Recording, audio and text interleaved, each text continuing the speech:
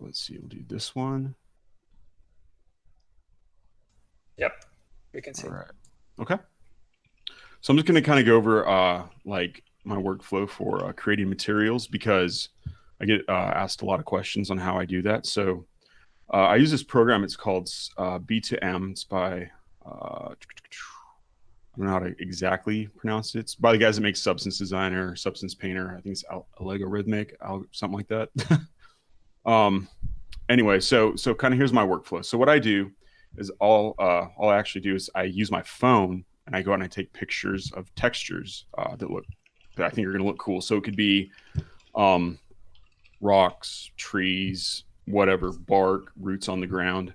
And so I go in here and I take my picture and I usually just email it to myself.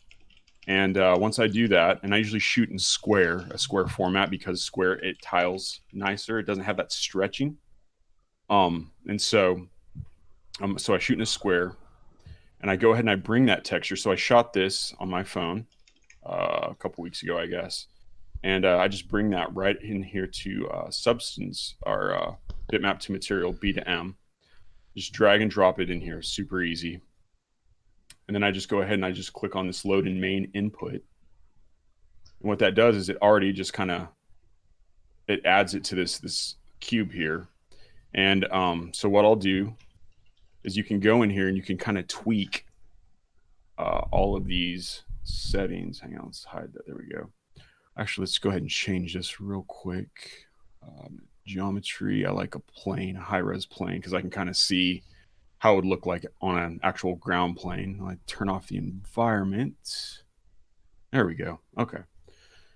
Oh no, what just happened here? Let's see, 3D. There we go. Okay. So this is your image you brought in. You can see it on here, and we're going to start adding some color correction stuff like that. So what I do is I usually change my outputs first. It's a little choppy, the stream. Okay. Sorry if it's choppy. I'm not sure connection wise what's going on. I'll just kind of keep working through it. Maybe I'll kind of go a little slower. So I set all the different outputs, and these are what are going to actually shoot your image out into like your displacement, your normal maps, your rough maps, and all that stuff. So I don't need the ambient occlusion. I am going to use displacement. I'm going to leave the height selected because that's actually what shows it, the displacement over here. And then normal, we're going to leave that on. And metallic, we'll leave that off. And for some reason here is actually, let's see here, tessellation factor scale. That's where it's kind of reset all my settings. So I'm sorry about that. So what I did here is I actually had to turn up the scale for the height. I always max it out at 1, so you can just kind of get like, I find that's kind of truest to how it's going to come out. So now we have our displacement. Normals are, I never really do a bump, and a roughness.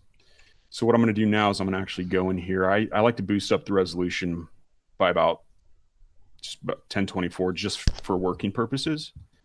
So I'm going to go in here and I'm going to start to tweak. Actually, I'm sorry. Here in the globals, what you can do is you can actually make it tile, a seamless tile. So normally you'd have to go into Photoshop, and do all the seamless tiling work. And I mean, I guess once you kind of get the hang of it, it's kind of easy, but it can be kind of tedious at times.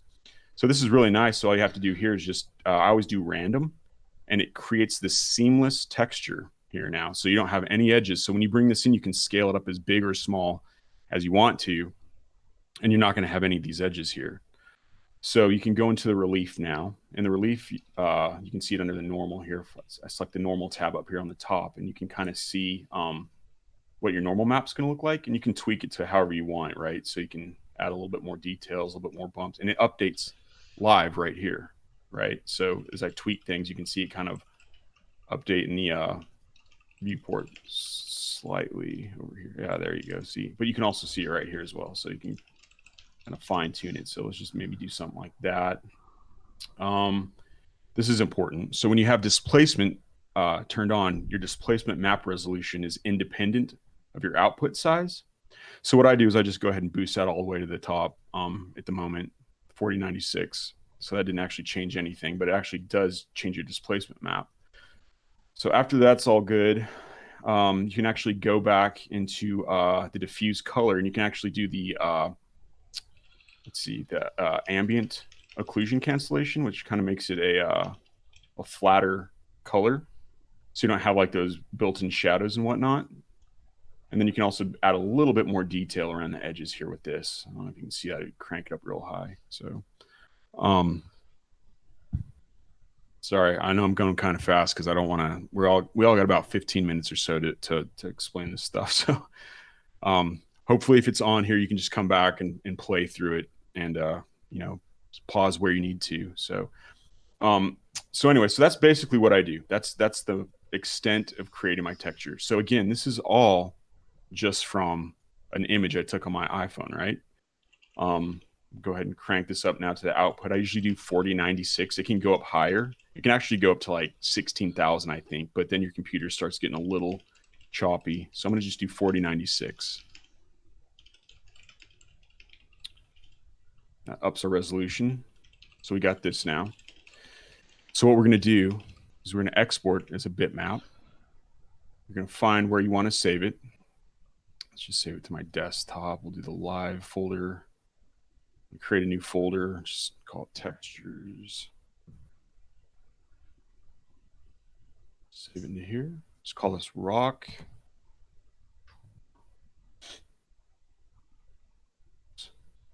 It's not actually, sorry, I messed that up. I'm gonna save it in the textures folder. There we go, select folder. And then this is very important. So a lot of times, if you do displacement maps, like in Photoshop, even in here, if you select the wrong format, and I've selected every single one of these formats, and this is the one that works the best. If you notice in a lot of displacement maps, you get that kind of jaggedy, like stepping effect. Well, if you save it as a TIFF with one F, I don't know what the difference is exactly, but this one right here, you do not get that jaggedy stepping effect. Okay. So that's very important. I go ahead and I deselect all of these. Look at that. Polygonatic right there. Abel, what's up, man? I told you I'd give you a shout out. There you go, buddy. Anyway, sorry. Uncheck all of the outputs. So I'm going to do color. I'm going to do, I believe, roughness, my normal, and my displacement. And that is actually it from in here. That's all I want. You can sometimes do glossiness. I believe glossiness is specular. I'm not 100% sure on that just yet. So again, format TIFF, very, very important. So we'll go ahead and we'll export that out. It takes just a second here.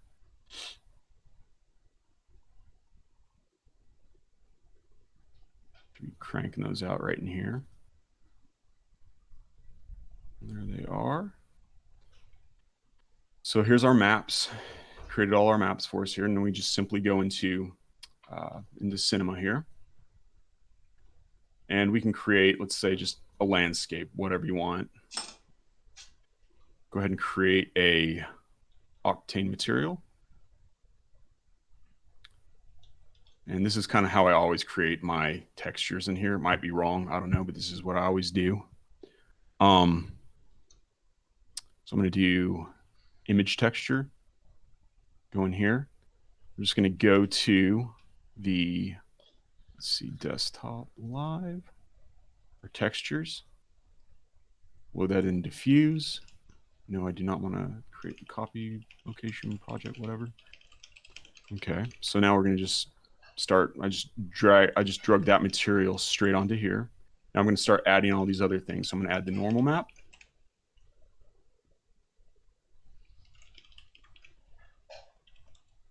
No, I'm going to add the displacement. Image texture. Displacement. And also, when I do that, I crank this all the way up to 8K every time, just about. And then we'll mess with the amount here in just a second when we kind of see in live, because right now you have no clue how this is going to look. So we'll just open up our live viewer here. Just add a nice little, I like this new planetary thing and the new Octane thing. It looks really, really cool to me. Just go ahead and do an update and see how this looks. super dark. You know what? I'm going to get rid of planetary environment because I haven't actually messed with it enough, but it does look cool if you can get it to look right. Okay, let's do a daylight. There we go. Okay. So this is already what we have.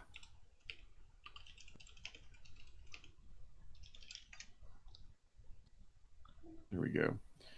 So what I'm going to do is I'm just, like I said, it makes it, it's tileable.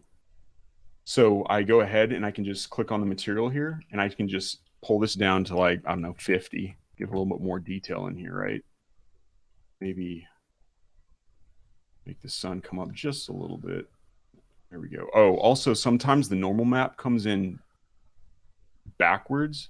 So sometimes you have to invert that. There we go. Look at that. That's way better. Now you can see here how this is already looking, right?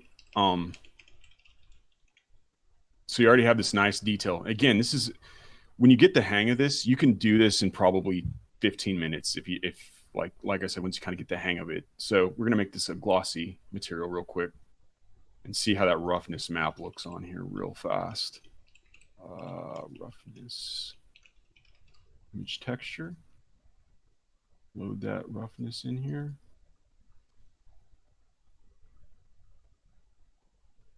Get the sun so we can see a little better. Sometimes you have to invert that as well. Just depends. I guess it kind of depends on the look you want, really. It kind of looks cool, maybe. Yeah, and so you kind of like get this.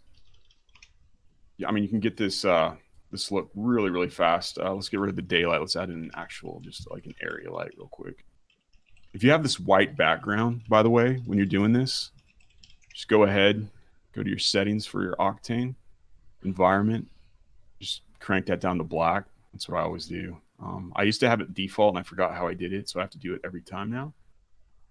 There you go. So now you kind of have this more dramatic look going on here. Pull this back just a little, maybe.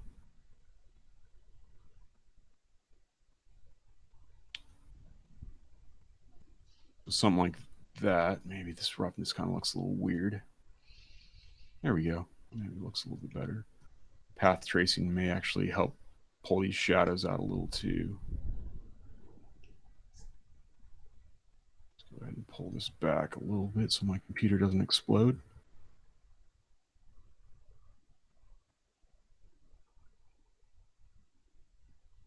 Like that. So anyway, that's kind of like that's kind of my workflow. So I used to I on my YouTube channel I have a couple of displacement tutorials. It's kind of I kind of like did a I baked out a Luminance channel for like Cinema's noise and then saved it out and then brought it back into Octane as a displacement map, and that's how I used to do it. But this is what I do now, and you can get some really cool looking stuff with landscapes really fast. That's kind of what I do. You can pull this up, maybe kind of get a more dramatic look to stuff. Add in some fog if you want. Maybe just make that diffuse. Crank up the displacement a little bit more, maybe. Go crazy with it.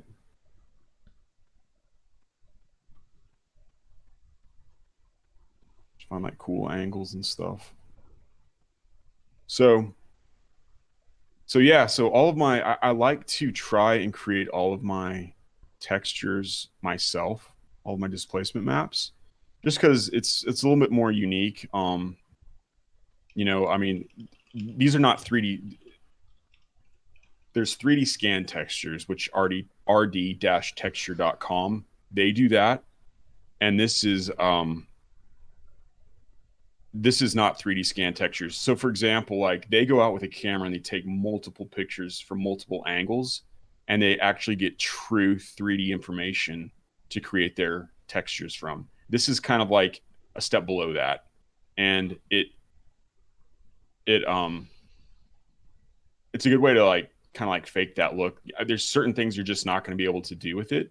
But for the most part, for what I do anyway, it does a good job at taking care of what I need it to do. So anyway, that's kind of how I do things. Again, this is going to be I think you can replay this on the motion designers community, their Facebook channel here. So I know I kind of went fast through it. And it's almost 11:15. Look at that, guys, like right on the money. So if you want to come back and just replay it and pause it at parts, you can do that. Also, this program, this one right here, I got this, let's see here if I can remember there. Let's see. Real quick, I'm going to see if I can find their site real quick, just so you guys can see what it is. It's right here. This is their site, Allegorithmic, and it's the bitmap to material. And I think I got it when it was on sale. It was like maybe $60. I think it might be normally $100, but you can also sign up for the you can sign up for their subscription and pay. I think it's like maybe $20 a month if you're like a freelancer, and you get like, I think you get all of this stuff. If I don't like painter, designer, B2M. So anyway, that's what I use. That's how I create my textures. As you can see just right here on their landing page, I mean, it's just insane the stuff that you can get. So anyway, I hope that helps some of you guys out. That's kind of my workflow. That's kind of my base workflow right now of getting my landscapes and whatnot. So anyway, that is all I have for you guys.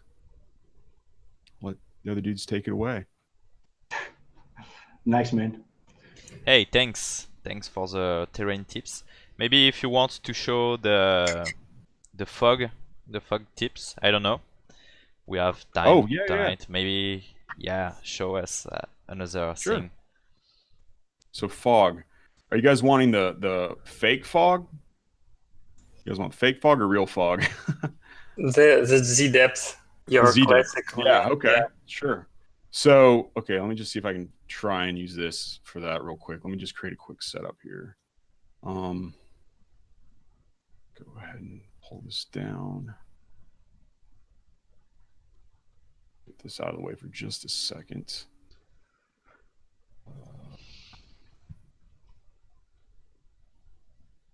So I've working in like film type stuff in the past. There's always this thing where you want to try and figure out shortcuts for doing things and speeding things up. So obviously fog in Octane is awesome, but it takes, my computer has two 1070s in it, NVIDIA 1070s. So it's nice, but it's not like, it's nothing like what's out now. So so what I try to do is I try to like think about making stuff through like I guess if you were going to like make it for like a movie or whatnot, or an animation, like how can you speed up the workflow? And so I kind of like jacked around for a while on trying to figure out a good solution for coming up with some like fake fog, I guess, techniques. And I guess this is a pretty well-known technique when it comes to visual effects for the most part, but a lot of people they don't know how to do it. So I'm just going to kind of real quick go through here. So this is just what I had. I just crunched the landscape down flat. I need to probably make it a little bit bigger so you guys can like, there's actually some depth to it.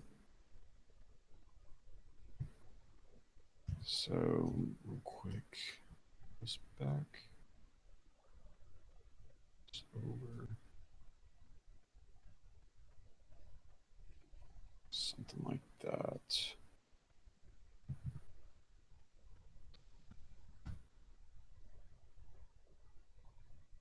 Okay.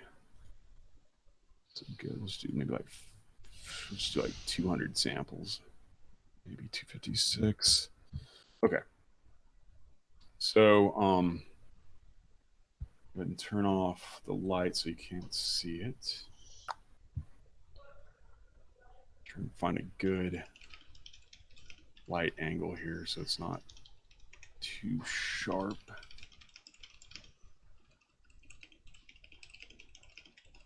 Just a little. Something like that. Well, that'll probably work. Okay, so what I do is I go to my settings, make sure Octane render is selected, select it here, use all GPUs is checked, make sure that's on there. I don't know if that makes a difference, but anyway, make sure your render passes is clicked. A lot of people do linear. I always do tone mapped. I don't know why, I just do. Save beauty is checked, and raw is checked. And I always render out as EXR files, and I'll show you why here in just a second. We don't have any posts, so we don't care about that. And down here under info passes, go ahead and turn on your Z depth. And what that'll do is when you click on the Z channel down here now, it's going to show you your depth. Now, the white is further away from you, and the darker colors are closer to the camera. So your fog is essentially going to go, it's going to fade from here, and it's going to get less foggy the closer it comes to the camera. I also check on when I do not have depth of field on. If you have depth of field on, this will not work, but I do not. So it's non-distributed with pixel filtering.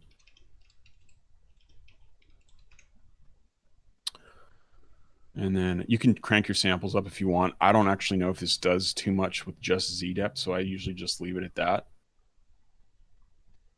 I'll go ahead and save this live folder. Just test. Okay, and then the most important part is make sure you have on the alpha channel and turn off keep environment. I've found that if you have this turned on, that there will actually be that thin, like 1 pixel wide of like black edge around this. This, I think takes care of that for the most part. So we'll just render this out real fast. Again, this is kind of a quick and dirty, so you guys can kind of see how.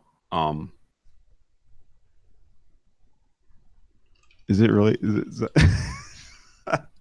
Is my voice making you guys relaxed? I think I'm just gonna get a job making meditation tapes. Yeah. Okay. So the reason I do not speak in my videos is because I like every time I try to watch a YouTube video and there's someone talking and I'm listening to my music, I'm like, man, I wish this person wasn't talking. So I just mute them. I mean, obviously, but anyway, there you go. Listen to your own music. It's for you guys.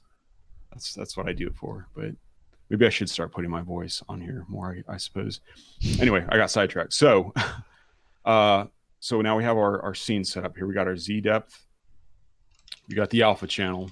Keep environment is unchecked. So we're going to go ahead and personally for me, every single time I go to hit the render button, like right now, I get nervous. I get stressed out.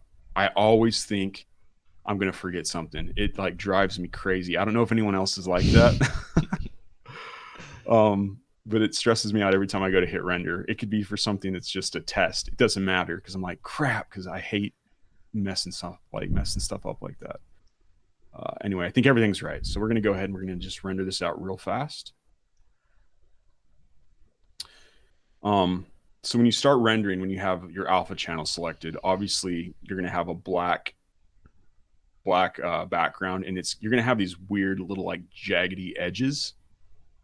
And you're going to be like, oh crap, like it's screwed up, you know, like I'm going to have to re-render it. Well, that's actually how it actually looks, and it comes out just fine. So you don't have to worry about that right there, that wonky looking stuff.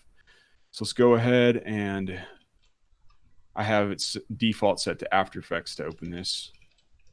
And again, the reason I work in After Effects is because I kind of came from a visual effects background, and I like some of the tools that After Effects has. That After Effects has. So like the masking, the Z depth, stuff like that. It's just it's really fast and easy to do.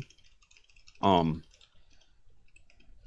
see here. So we got our scene. So this is the EXR file. Now, if you remember, I had the beauty pass and a Z depth pass. And what's nice about the EXR file is they're all contained to this one file right here. So you don't have so let's say you have like 10 passes. Well, you don't have 10 different image files. You have one here, and I'll show you how to access all of those. So just drag it in here. You have a black screen. So what you do is you right click on this right here, effect, the 3D channel, extractor. And now if you click right, you see you have your layers that pop up, and there this background layer is always there. It's nothing, just ignore that. But now you have the two different files that were passes that you rendered out. So we got our beauty pass. Look at that. And then what I do is you usually want to name that so you don't get confused. Let's duplicate that. We'll call this depth.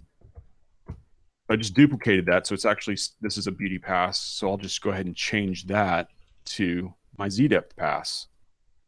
And this is the part that took me forever to figure out, because right now, if you do like a Luma mat, you can get this weird like black edge back here.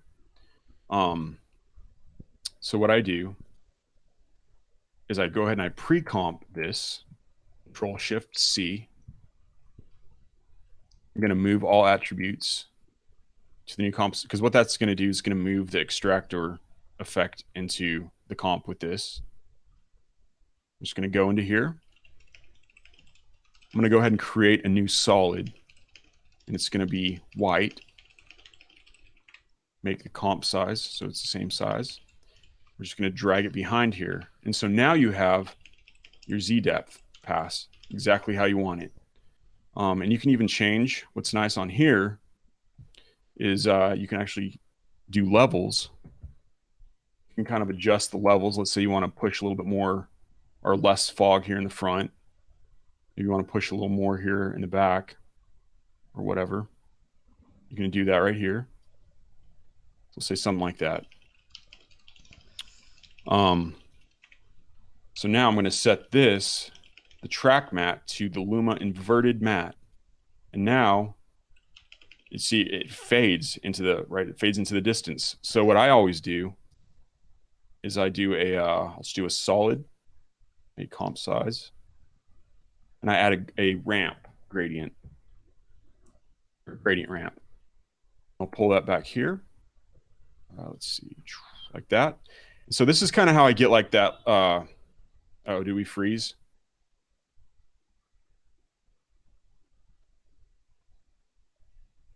Sorry, guys. Are we frozen, or is it? Yep. No. Yeah. So good. Okay. Sorry. Even if the live is frozen, I think it will be okay. Then just maybe okay. YouTube delay or something. Okay. So I add this gradient ramp here, and this is kind of cool because you can manipulate, like, let's say you want the sky to be kind of like this dark bluish color or whatever, or maybe you want the ground, let's say you want it darker down here, something like that, and it gets a little bit lighter up in the sky, something like this. And then what you can do is on your depth comp is I add an exposure. And what this does is this gives you a little extra control over how far you want this fog coming in. So as you see here, look at this. We're pulling it way up here, or we can push it all the way out. And this top one, if you think of this top slider as the back fog, and this bottom one is your front. So see here how it kind of pushes it more towards the front. So go ahead and reset that. So let's say maybe we want something kind of cool, like you can just barely see what's going on off there in the distance. So now you have this nice kind of fade off into the fog. If you want to make the bottom even darker so it's a little creepier, maybe something like that. Maybe pull this up just a little bit, or down, or you can do whatever you want. And say you want to make the sky orangey or whatever. Kind of something like that, maybe, I don't know. So anyway, I mean, that's kind of how I learned how to do this fog. And you have this nice kind of fall off. You couldn't really tell if this was done with Octane fog or in the Z depth. Now there's different things that or issues you'll run into. So like God rays coming through something like this. Let's say you have a bunch of trees around here. That's not gonna, or a light, and then a light source. There's a way to fake it using something called a fast radial blur. Actually, Andrew Kramer, I watched a tutorial not too long ago on his channel on how to do that. And that's actually, if I go here, that's actually what I did on this image right here. So this actually isn't God rays created in Octane. This was created using a fast radial blur in After Effects.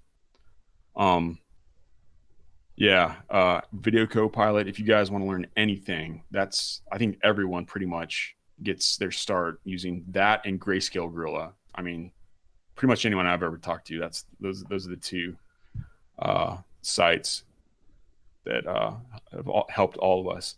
But yeah, I did this tutorial with Andrew Kramer's Video Copilot, and it's just on YouTube. You just search for Video Copilot God rays or whatever, that'll pop up. It's a way to fake it. Again, this was not done in Octane. This was done in After Effects. So anyway, yeah, you can.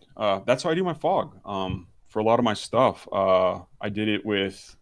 Go back here. I did it with this. I've been trying to do it on all my images here lately. I did it with this. Well, pretty much all of these. This one, and this one as well.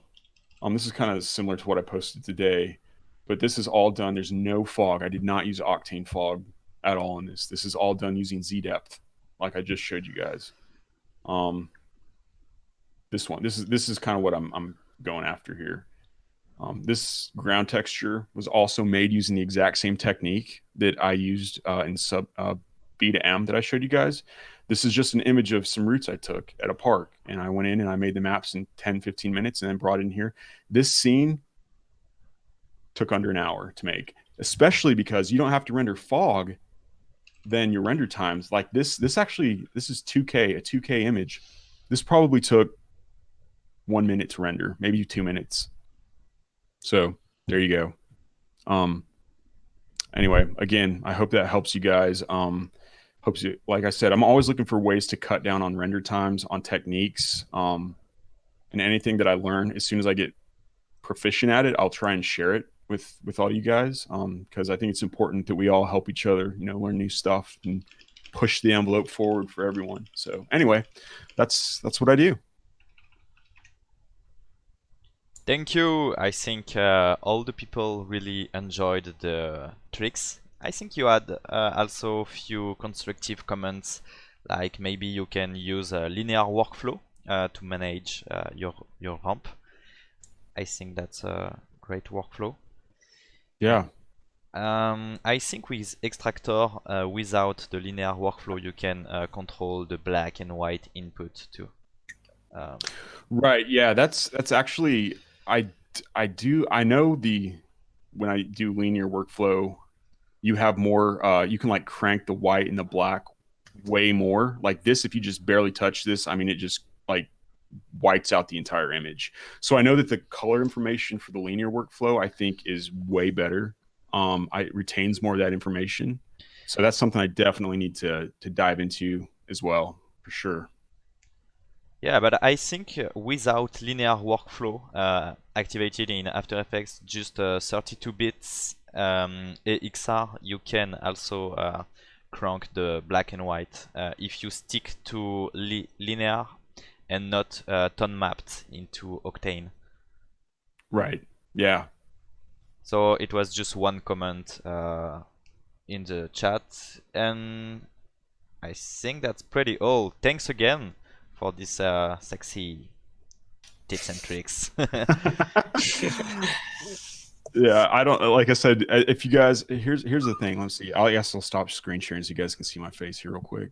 Yeah. If you guys want to know why my voice sounds so good, I'm just going to show you real quick. It's my Quaker Oat microphone holder. Yeah, it's so epic, man. So epic. That's definitely the best mic support I ever see. Yeah, could you just see someone up on stage like at a show, like this is their mic holder, like they're like, ah! Let's make a band. We will have success. Hey, I'll play the triangle. So You play the neon triangle. yeah, electric neon triangle. Yeah. So I think that's the Skeevaa turn. So show us some sexy stuff. Hi guys, what's up? I'm sorry if my dog is shouting and howling in the background. So yeah, let me show you a few things I wanted to share with you guys. Thing is, a lot of people ask me about sharing some tips about my workflow regarding this series in particular. It's pretty straight. It's pretty simple. It doesn't have any depth,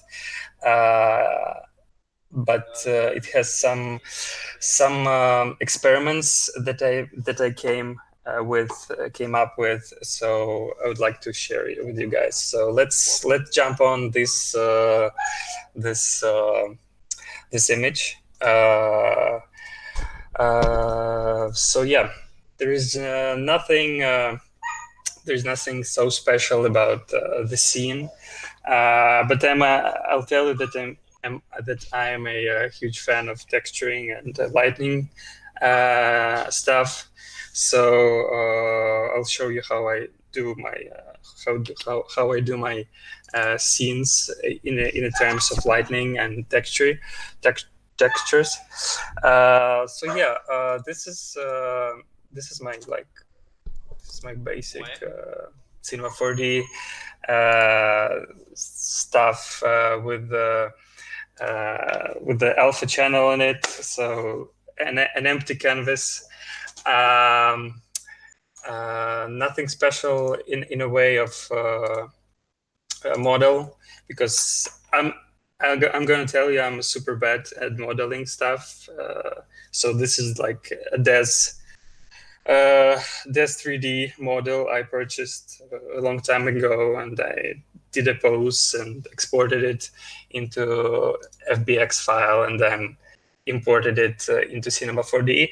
And then I wanted to play with some textures. So a huge shout out to Algorithmic. As Stuz0r mentioned, they're doing super amazing software in texture-wise. I'm not going to jump deeply into this software. You can find tons of awesome tutorials there. But most of the textures I'm using are from Substance Designer or from their Substance source. Let me show you. If you're a Substance algorithmic Substance subscriber, hold on. This is how do you source? Yeah, there is an awesome thing that is called Substance Source, where you can find tons of textures already made, and they're super high quality. And every month you get these points where you can spend on purchasing, on downloading the textures. You see, I can't even force myself to spend them all. So again, lots of super cool stuff. Download all of them if you can. So yeah, regarding the textures, I just did the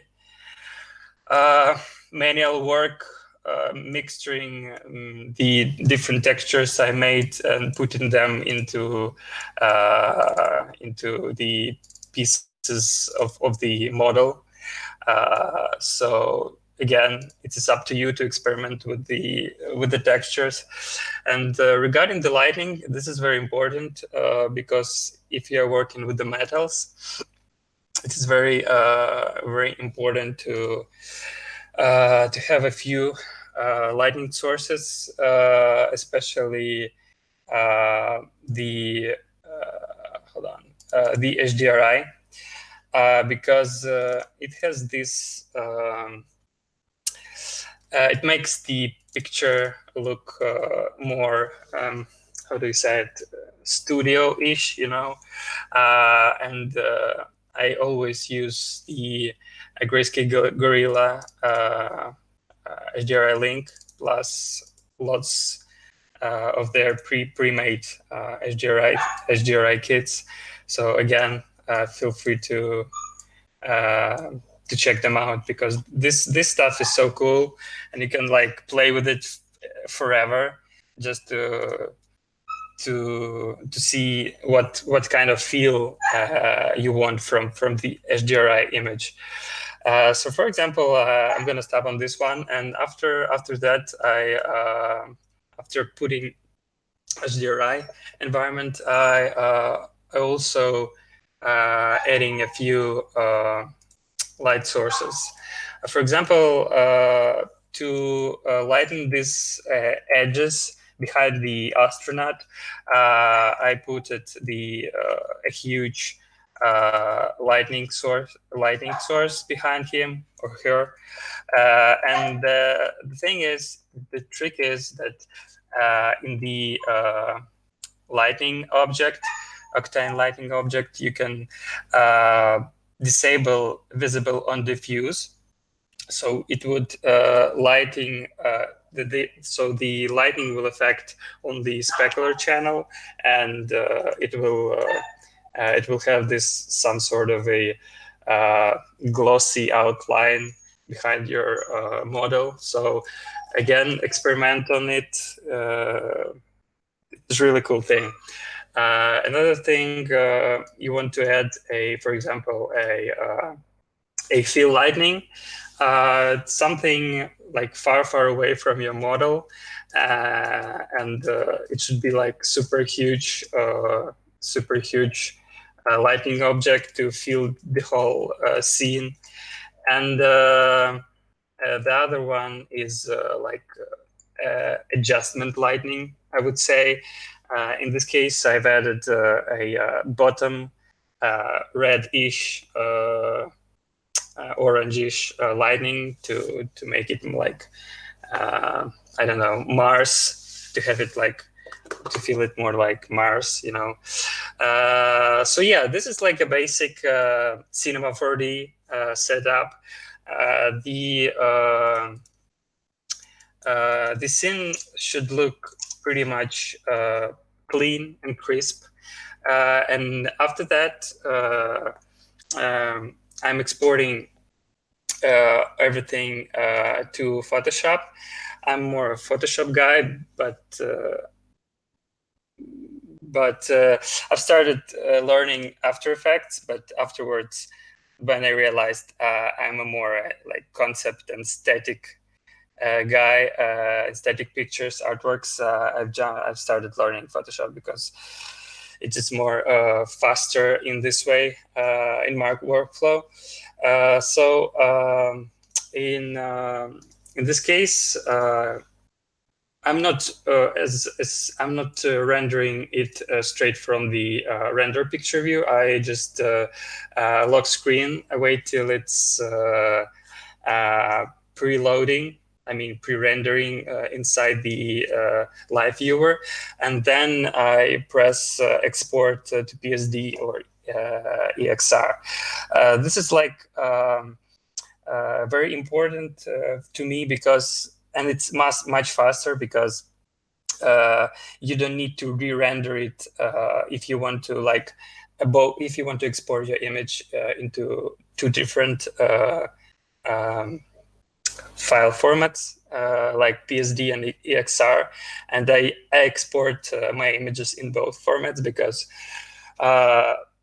Z depth is more like in EXR format, and all of the denoised and post processing I use in a PSD format. So it's very cool to just wait until it's pre-rendered, and then just click save as passes, and it will show you the obvious thing, the save image thing.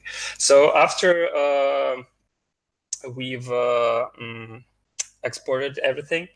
It's time to open the PSD file, and you can see all the layers, all the channels, passes we've exported is layered by as it should be.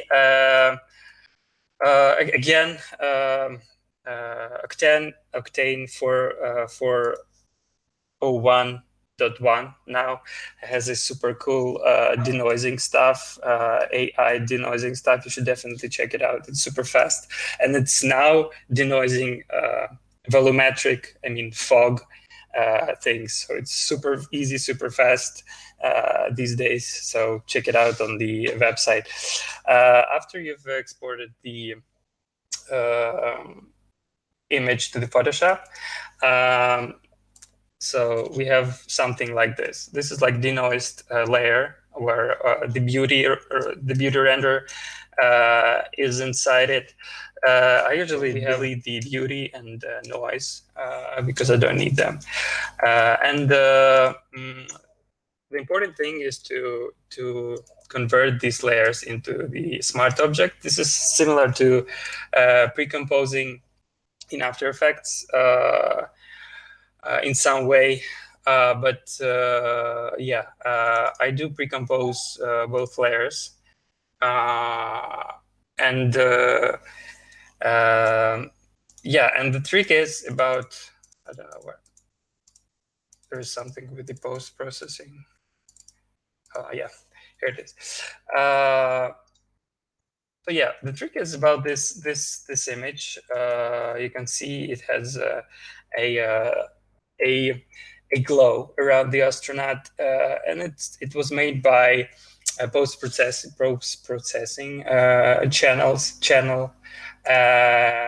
pass. And the trick is to achieve this kind of thing is to put the post-processing layer behind the beauty layer and play with it. So I've just put the post-processing down, and you can to get rid of this. I don't know, maybe you guys don't have it, but I have it every time I render my post-processing. This weird crappy shit. I don't know how to call it. So I figured out that you can get rid of it by putting the levels on it. Just press Ctrl L and decrease the highlight value a bit. Just by decreasing it, you see we are getting some glow effect around the figure, and it's pretty cool. I did it by accident, and I really liked it. So in this scenario, it works like perfectly. It creates even an atmosphere around the planet. So yeah, just decrease it, play with it, play with the levels. Don't forget to put it behind, down the actual beauty render. And the other thing you can play, just press Ctrl U to bring up hue and saturation adjustment thing, and you can increase the saturation itself and play with the glow hue. So you can have so many cool variations just by scrolling this wheel of hue. So it's really simple, and it's really fast in a way to achieve this result. And regarding this image, this is everything I wanted to show you, because even Stuz0r asked me about this particular thing, and I'm flattered that Stuz0r is asking for this, and a lot of other great people ask me for how I did this thing. This is pretty simple. It is about experimenting and tweaking things up. So I hope this thing was helpful. for you guys. So yeah, about the background, nothing super, nothing super. I mean, difficult. Just put the image behind it, and just place it where it's needed. And yeah, of course, it doesn't have a mask. Post-processing doesn't have a mask on it because for some reason post-processing doesn't render the alpha channel. I don't know, maybe I'm doing something wrong in the settings of Octane, but it's not a problem. You can just copy the mask from the beauty render to post-processing, and that's it. I mean, of course, you need some work to be done manually, but anyway, the result is pretty satisfying for me. It took me like, I don't know, 10 minutes to do this thing. It's pretty simple and pretty fast. So yeah. I got a question for you. Sure. The post-processing layer, if you turn that to screen, does it? Yeah. So yeah, I totally forgot it. Sorry, man. Yeah. Oh, okay. Because if you get rid of the alpha channel, and then maybe if it goes to yeah, if you put it to the screen, yes, you're totally right. I just forgot about it. But it has some weird. Let me check it. Yeah, screen does this thing, but if you want to achieve this the thing that it stays behind the silhouette, you want to be masked, so you won't you paint like over the planet, and so yeah. But you're totally right. The screen blending method is obvious thing. I just totally forgot about it. Okay. and then I was curious. Is your image mode? Is it 16-bit? Is that what it's on right now? It's no. Because that might that banding that was happening before you that might have you tried that for fixing the post, that glow? How it has that weird banding effect? I need to check it out. This is like, maybe it could be a reason for sure. And the only reason I'm saying that is because in After Effects, and I think in Photoshop sometimes, it has that banding where like you can't see that weird like blocky separation, and sometimes that seems to fix it. So it might not. It might. I'm not 100% sure. No, I'm not sure. Maybe. Interesting. Okay. But anyway, yeah. I think it's like fixable, of course, obviously, in Cinema 4D and by rendering some. But you know, I'm so noobish. I'm just so yeah. Anyway, that's awesome. Yeah. Well, thanks for sharing that, man. That's great. Sure, man. I hope it was helpful in some way. That was that's awesome. Yeah, man. Nice. So yeah, thanks everyone for staying. If you have any questions, I think you'll ask them later. Thank you for these great tips, and yeah, everybody, feel free to check Substance source, Substance bitmap to material. Great stuff. And I think right now it's the turn to the other French guy there. Please welcome. What's up, guys? The French monkey here. What's up?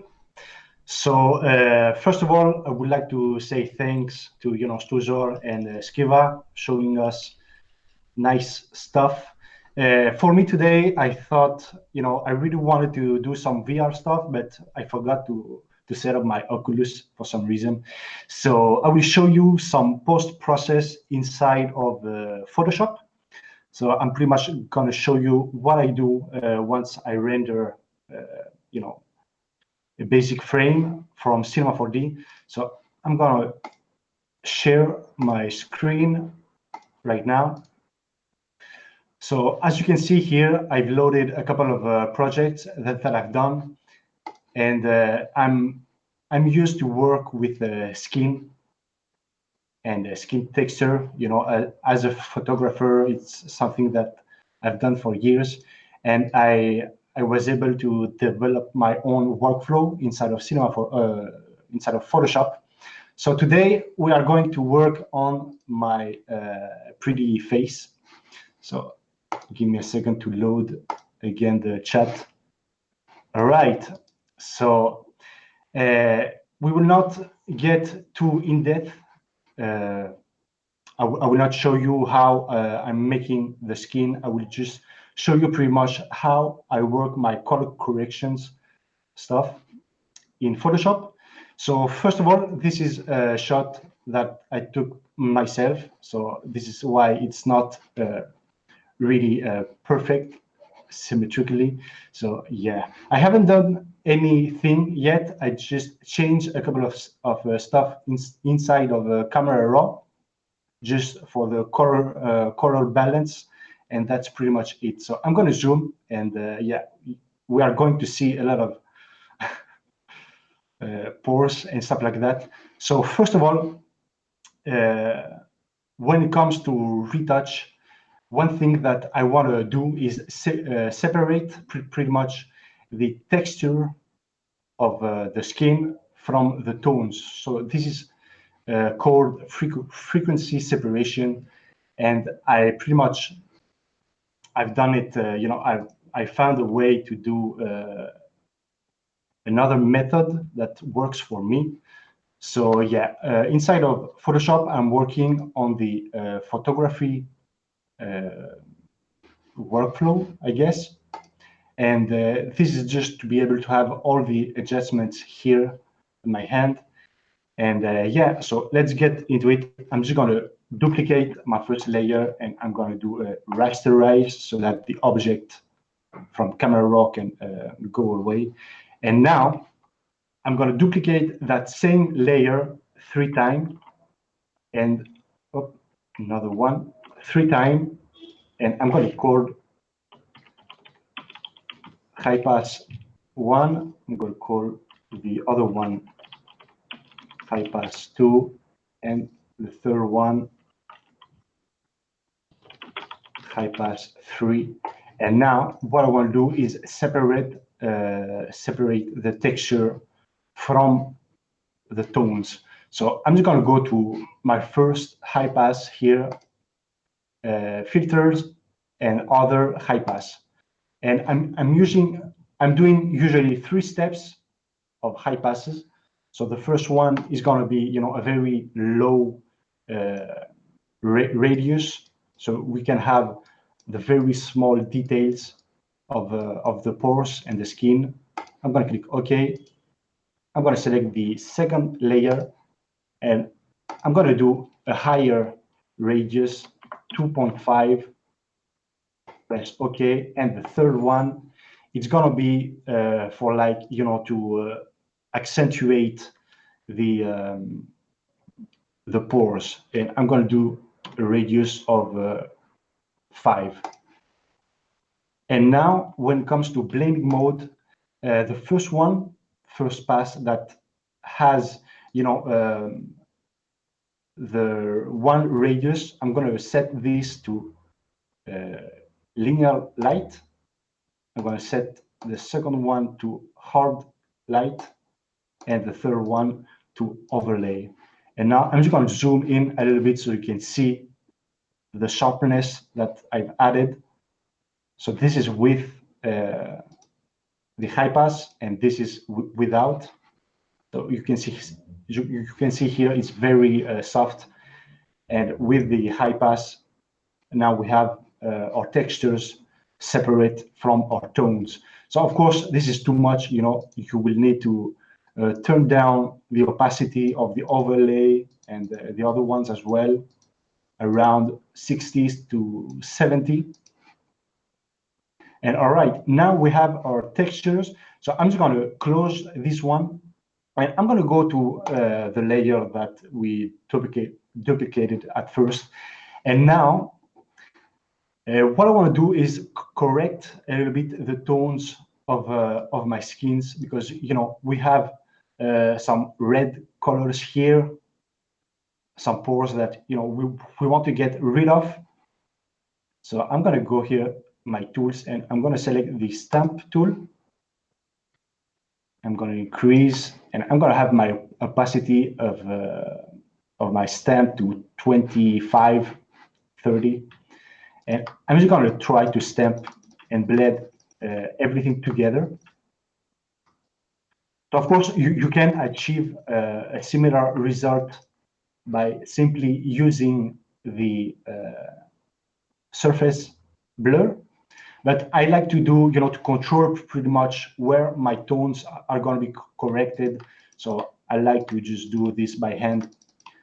And I'm not going to do everything, I just want to show you pretty much how I'm doing my correction. So of course, this is too much and my PC is lagging, so I won't be able to do something right.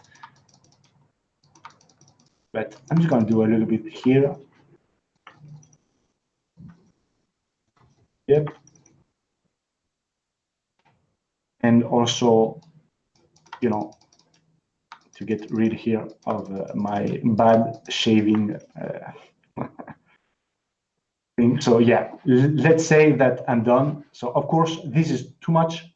So I'm going to dial down the opacity just to have a little bit more smoothness on my tones. And I'm going to add back my my high passes. And now something that I can do is start working on the color correction. So first of all, when it comes to portraits, the first step you need to do is start by a black and white layer. And this will give us the chance to just adjust the luminosity of our colors, of our skins, and just set the tone that we want in our images. So we don't have. I'm just going to dial, the colors to see what it's affecting. So you can see the blue is changing my my shirt here. So yeah, I'm going to try to keep something natural.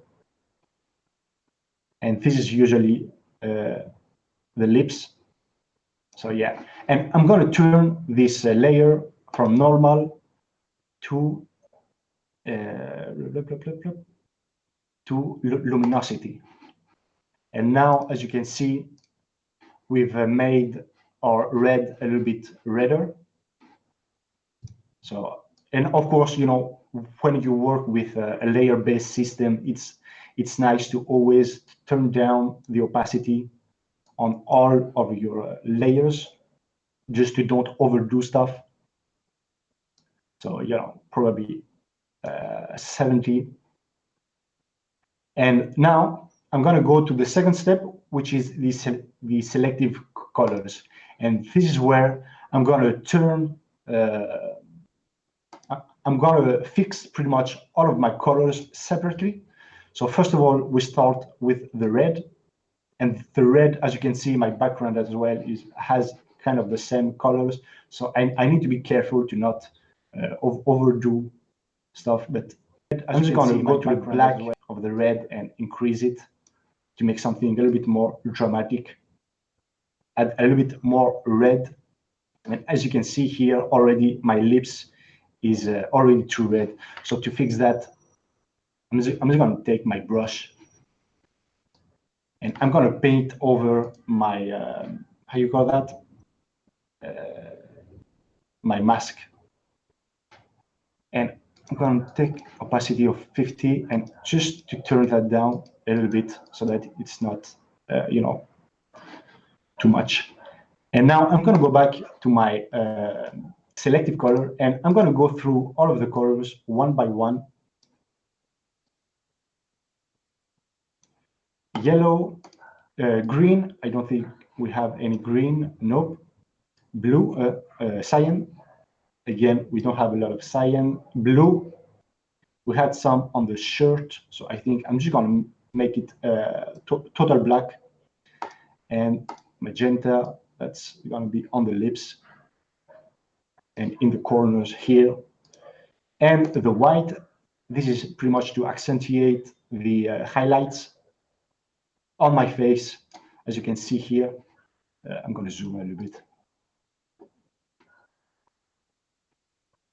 So yeah, we do want a little bit of highlight.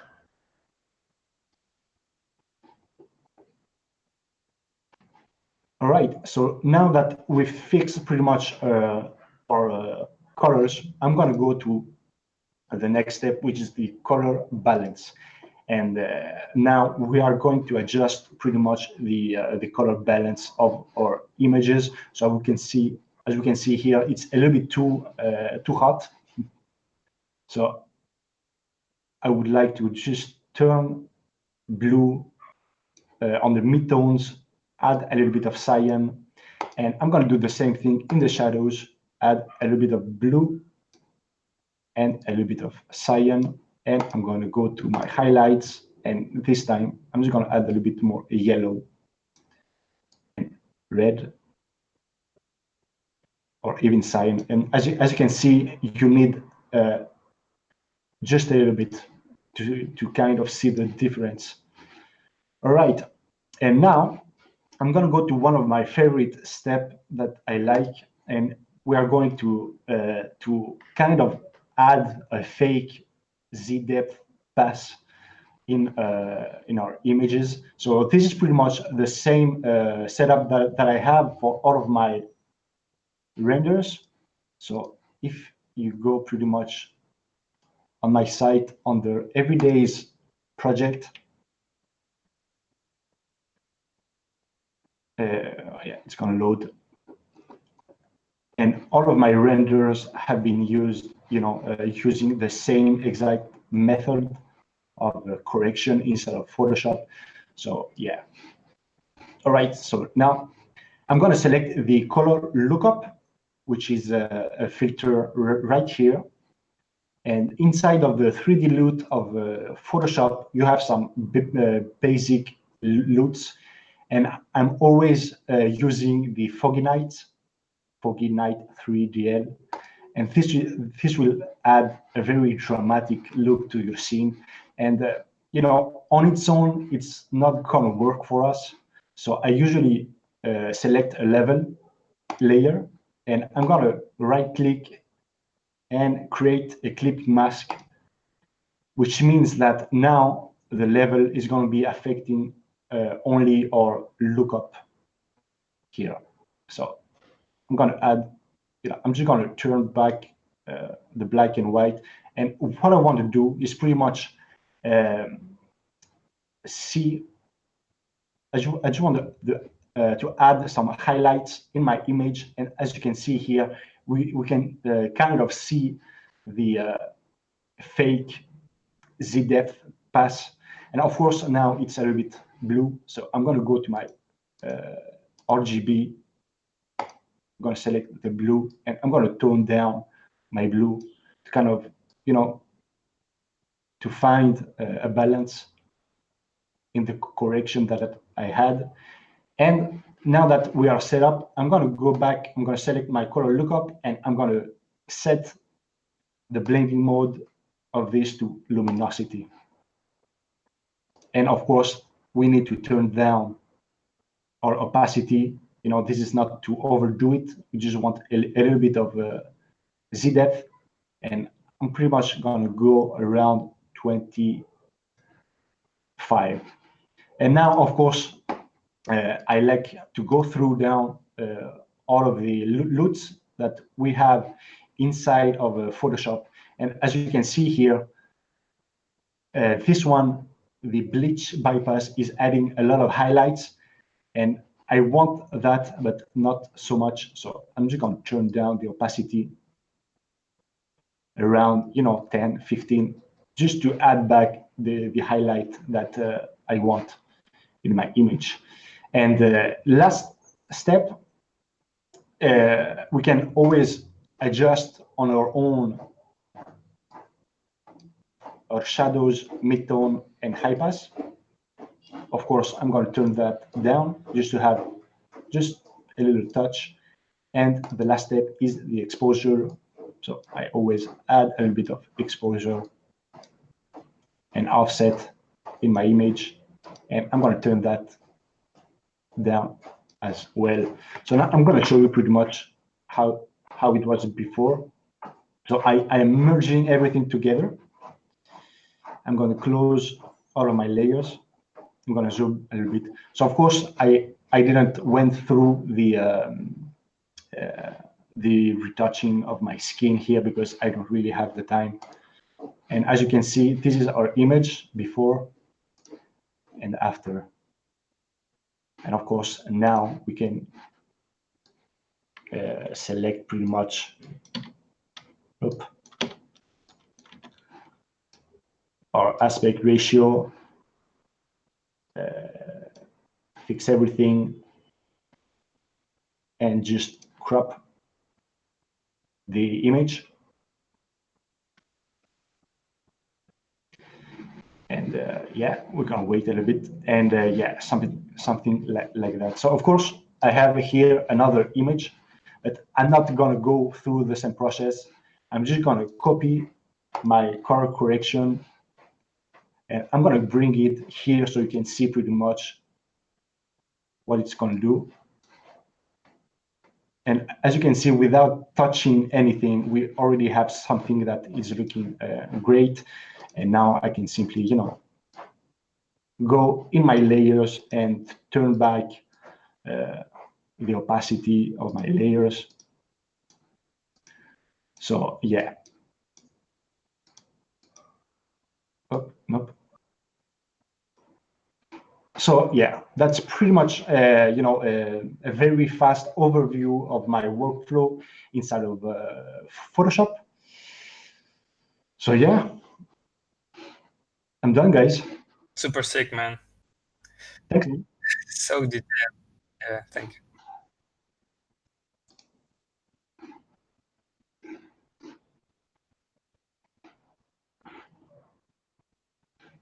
Yeah. Back in Paris.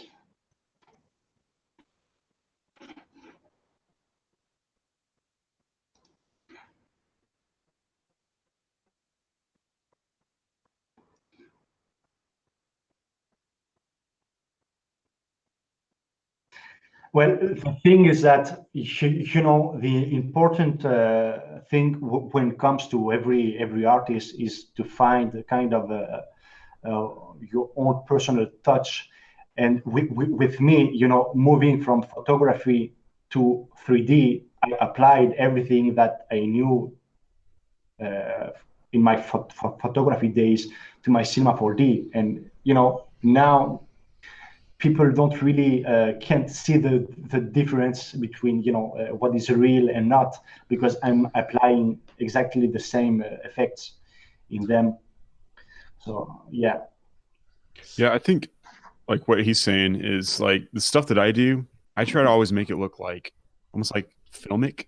So you have your grain, because anything that looks too like in 3D, I've found if it's too perfect, it almost the perfectness of it tricks your eye, and so it's fake. But if you add those like details, like your own little touch, like bring the photography element in, like bringing the filmic elements in, and not making them look like, for me, not making it look so perfect, but almost making it look like it's screwed up a little bit. It helps like give that realism where it's like you're helping kind of like you were saying, the photography background, it brings that element of like, is this real or is this a picture type thing to it? And I think that's really cool. Yeah, I will show some Cinema 4D basic stuff. I will share my screen. Too much screens. Okay. If you guys do not are not in the Facebook group, please join it. We have a group called Motion Designers Community, and I've posted something yesterday, and few people really enjoyed. It's really simple to do this kind of setup, so I will show you how to create a really nice effect like this. I think I have enough tutorial on the YouTube channel, so I will try to show unique things. The principle, I will just show the principle, not something complicated, but you can take the sketch, go under the top, and just draw some forms. You can see that I am a really good designer. I will extrude this. I will go back and create more stuff. Yeah, you can go to school to learn all this stuff, but maybe it's not necessary. Okay, that's really horrible, but you will see it will be great. And I will extrude this too, and maybe lower a bit the size. Then I will replicate this, and one mistake that people are making doing kaleidoscopes is doing something in 2D, and I will replicate this shape in 3D to get more details. So I will take a sphere, and let's stick to 6 segments. I will replicate this shape all around this this form. So we'll take a cloner, put the cloner into object, drag and drop the sphere, repeat, and go for edge. Okay, I have something, I have a complex form. I can lower the size if I want something different. No, 6 is okay. Okay, let's stick with this. I can add this in I don't know why it's disappearing. That's the tutorial syndrome. And you can like use volume builder, volume mesher to create more complex forms. I mean, you can play and create everything. But Cinema 4D is an asshole tonight. I will retry. Yes, okay. Just play with stuff, make something you like, and I will stay with this. So the principle is just to create something complex in a 3D space and not a simple form. Just drag and drop it in the cloner and set it into radial, and I can go and select like one cool angle like this. I will launch Octane with Afterburner. It's really important because all of my cards are under fans, so I need to cool them. Okay, nice. And the nice thing about this shape is I've created something in a 3D space, so you will see that I can move any parameter of the cloner. I will be able to create nice animation.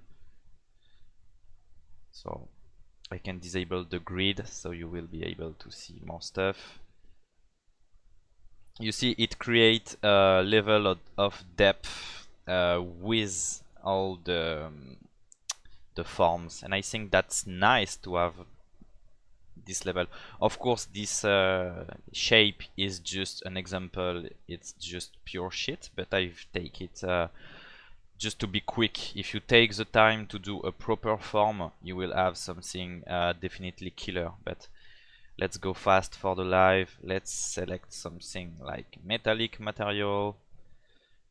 And the light part is really important. So like most of us, I will use an HDRI to light my scene. I will use HDRI link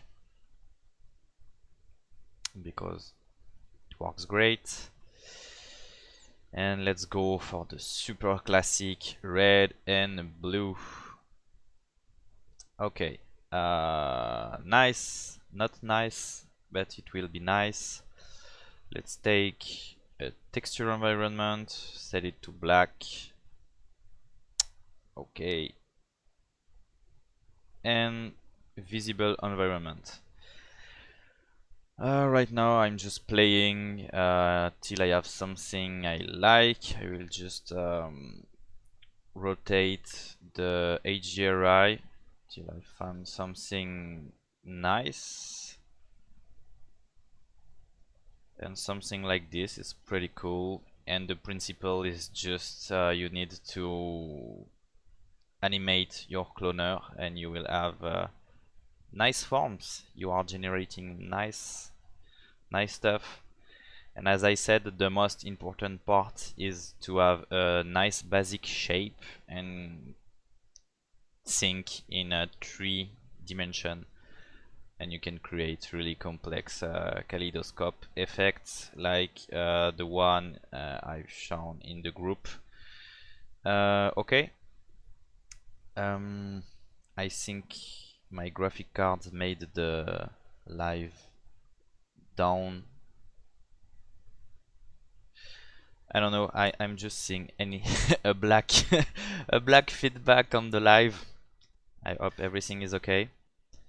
But just think in a 3D space and it's going to be okay. Just play and you will have great stuff, really easy to do, really nice looking. Yeah. And you can do some VJ stuff for drunk and people doing drugs.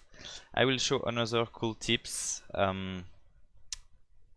Let's go and select 6 segment is still okay. Let's take the sphere. Let's group it. Let's add to the sphere some Mhsprod. And by playing with the Mhsprod, you will be able to create nice forms. Florian show a tutorial on our channel with this, but I'm just using the technique with different shape and different stuff, and you just need to duplicate the Mhsprod, play with the value, and just duplicate. I have a complex form, super nice, and I can just duplicate this form, add it to an atom array, so you will not see the borders. We will have something a bit smoother.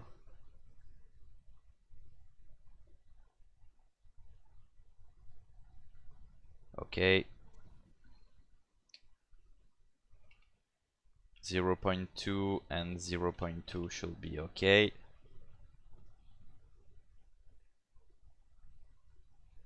And right now I have a super nice abstract form, and I can play with this technique and create really complex forms.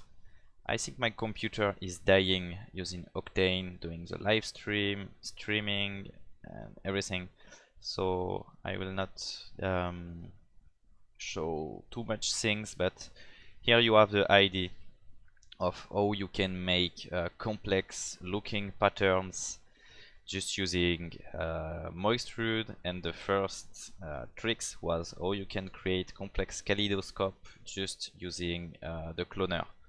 And I think that's all for me. I will just go back. You can see my mouse going really slow,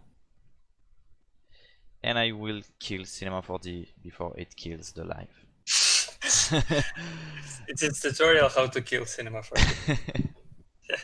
Guys. Great stuff. Great. Thanks, man. This is the last one abstract thingy. So like, I didn't even heard about this Mo extruder. Yeah, that's. So yeah, thank you. Yeah, and the boss of the techniques are built-in tools inside Cinema 4D, so you can really create complex stuff and having fun with the built-in tools. And I mean, it's really simple. Someone doing 3D for one day can use this stuff to create things, and that's a point I like. Sure. Yes. I want to apologize for my low voice. I don't know what. I don't know. I promise I don't sound like Darth Vader normally. I don't know what's wrong. It's probably, it could be my oatmeal container, maybe. It's the No. I don't know, because my wife, she was like, "Why does your voice sound so weird?" And I went back and I played back the tutorial, and so maybe I need to start talking like this so it doesn't sound so weird. So anyway, I don't know. It's weird. Sorry. That was awesome, dude. That's a great tutorial, man. I've never even tried that before. Yeah, you need to put more different forms in landscapes. I think it can be.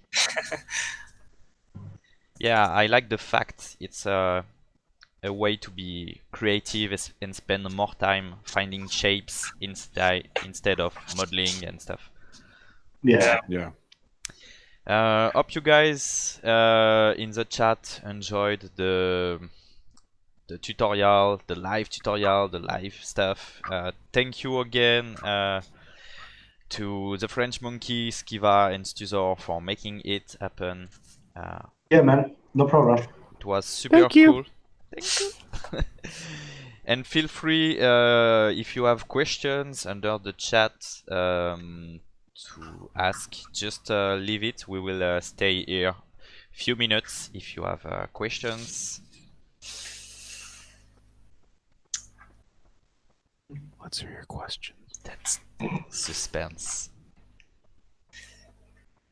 Let's get weird. Stuz0r, you have something.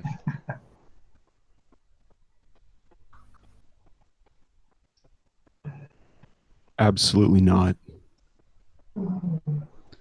No. So I think that, like, I've never worked at a job or worked at any place where you'd create all of your stuff all by yourself, like all of it, just because there's not time for it.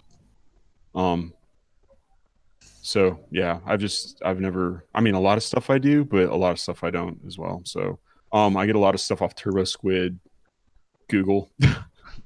So just whatever. Yeah.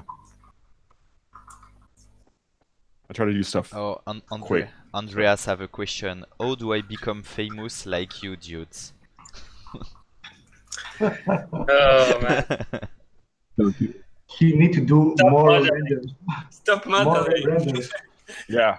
Just throw a lot of crap online, and eventually people will just get yeah. so sick of it that, you know. I mean, that's how we made it. You Yeah. know, that's Definitely. Hashtag daily. Yeah, exactly. daily. Hashtag daily. My daytime job, doing stuff, freelance.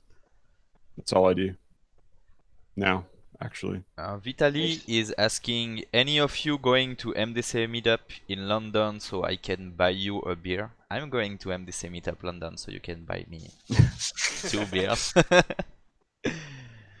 Yeah, man. I wish I could. This is like the event I would like to attend to. But first of all, the tickets are so freaking expensive these days from the Eastern Europe to the Western Europe, and I have to spend all my budget just to fly to London. Yeah, we will have more events coming, announcement really soon, but we have more things around Europe, and you will be able to catch cool artists like the French Monkey. Yeah. But stay patient.